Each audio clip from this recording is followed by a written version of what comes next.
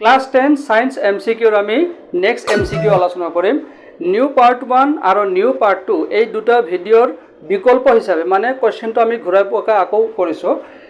লক্ষ্যবস্তুৰ কি অৱস্থানৰ বাবে অবতল দাপনত গঠিত প্ৰতিবিম্ব অসৎ আৰু থিয় হ'ব for what position of the object the image form as virtual and erect in concave mirror আমি সকলোৱে জানো অবতল দাপনত গঠিত প্ৰতিবিম্ব সদায় সৎ আৰু উল্টা হয় we know that the image is always real and inverted in concave mirror কিন্তু কোনটো পজিশনৰ কাৰণে you have given four option আমি সকলোৱে জানো when pole আৰু focal lengthৰ মাজত অবজেক্টটো থাকিব যেতিয়া মেৰু আৰু ফোকাসৰ মাজত লক্ষ্যবস্তুটো থাকিব তেতিয়াহে তাত গঠিত প্ৰতিবিম্বটো ইমেজটো কি হ'ব অসৎ আৰু থিয় হ'ব ভাৰ্চুৱেল এণ্ড ইৰেক্ট হ'ব এতিয়া তোমালোকে বুজি পালানে ভালকে কোৱেশ্চন কেনেকৈ ঘূৰাই পকাই আহে এতিয়া মই ভাবো যে এটা কোৱেশ্চনে যে তোমালোকক তিনি ধৰণে ঘূৰাই পকাই তোমালোকক দেখুওৱা হৈছে বা বুজোৱা হৈছে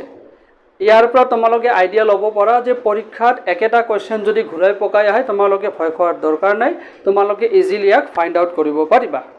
এতিয়া যাম আমি নেক্সট এমসিকিউ কোৱেশ্চন লৈ